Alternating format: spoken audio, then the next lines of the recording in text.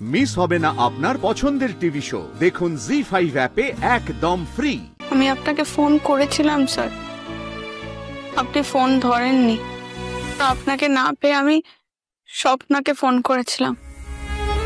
ও phone ধরে বলল আপনি মিটিং এ বিজি আছেন।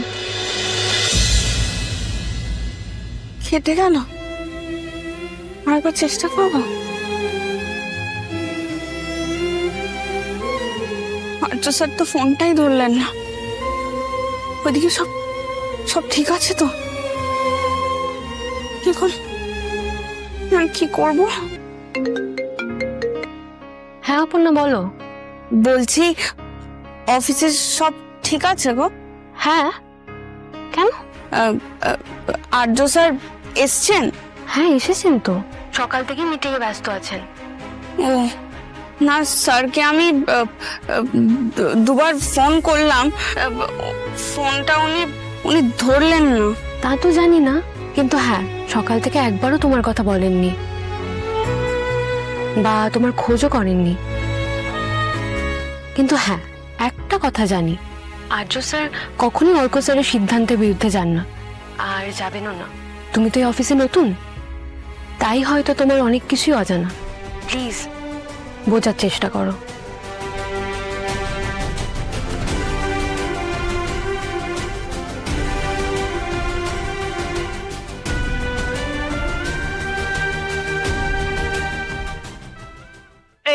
তো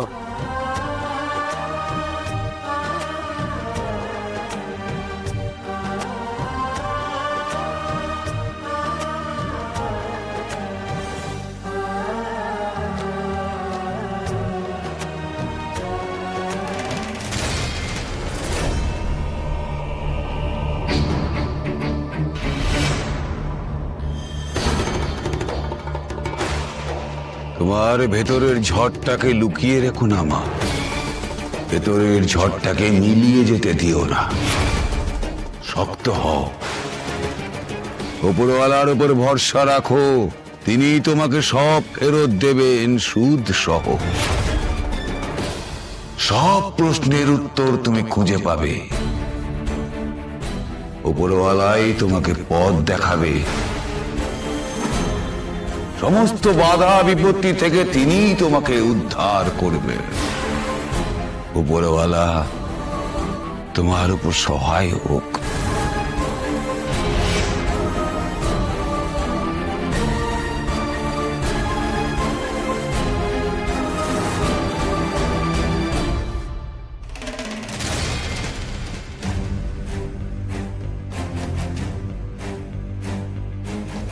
কি বলে গেলেন ওই পীর বাবা? মনে হচ্ছে কিছুর জন্য পূর্বাভাস দিচ্ছেন উনি।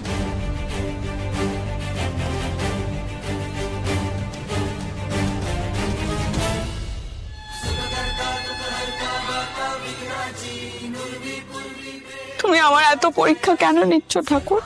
তুমি তো শুধু আমার জীবনে বিপদ ডেকে আনোনি, আমার এই বিপদে তো আরো দুটো মানুষ বেশি বিপদে পড়বে। আমার মা আর বাবা, ওরা তো কোনো দোষ করেনি। তোমারও তো তোমার মা আর বাবাই জগৎ, তারাই তো তোমার সবকিছু বলো। আমারও তো তাই।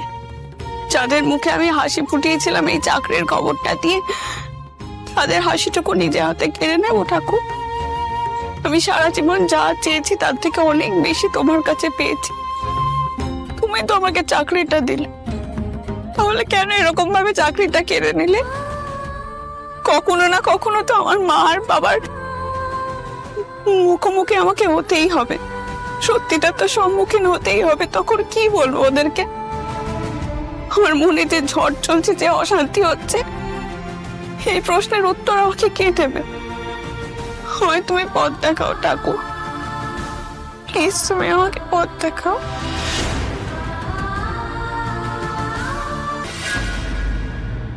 আর্য স্যার তো আমাকে বলেছিল আমি নাকি নিজের যোগ্যতায় এই চাকরিটা পেয়েছি।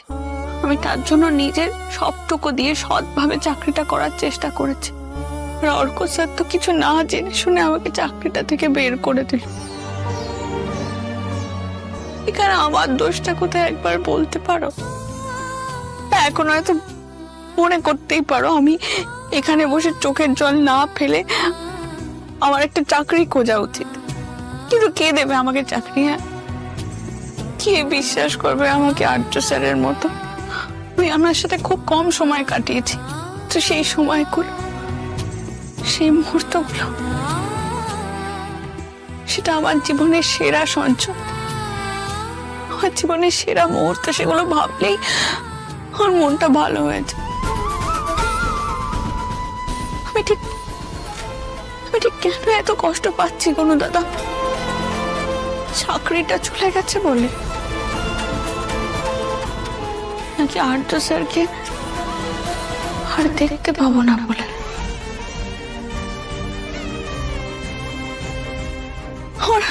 আমার এই প্রশ্নগুলোর উত্তর কে দেবে গো? আমার মনটা যে অশান্ত হয়ে আছে, এই অশান্তির থেকে আমাকে তুমি মুক্তি দাও কোনো দাদা, মুক্তি দাও।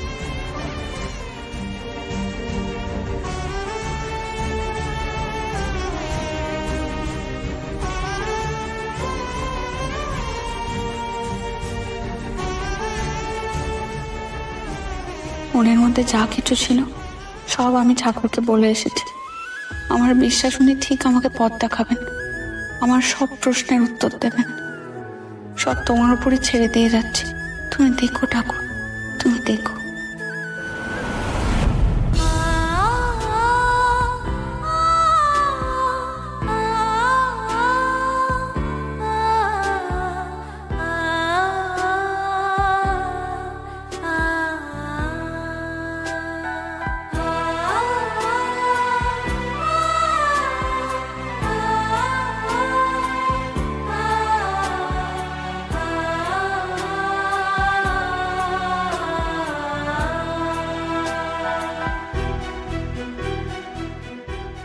তুমি অফিস এলে না কেন অপর্ণা?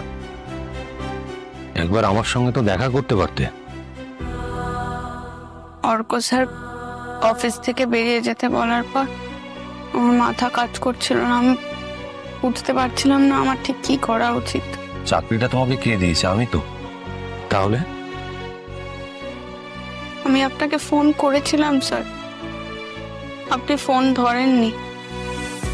তারপর আপনাকে না পেয়ে আমি স্বপ্নাকে ফোন করেছিলাম, ও ফোন ধরে বলল আপনি মিটিং এ বিজি আছেন, আর এটাও বলল অর্ক স্যারের এগেইনস্টে আপনি কোনো কথা বলেন না।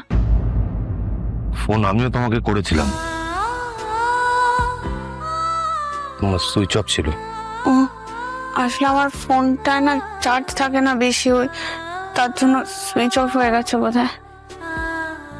আমি তোমাকে ফোনে না পেয়ে তোমার বাড়িতে ফোন করেছিলাম, তোমার বাবা ফোন ধরেছিলেন, ওনারা বললেন তুমি অফিসে আছো। জি5 ডাউনলোড করুন আর সব এপিসোড দেখুন একদম ফ্রি।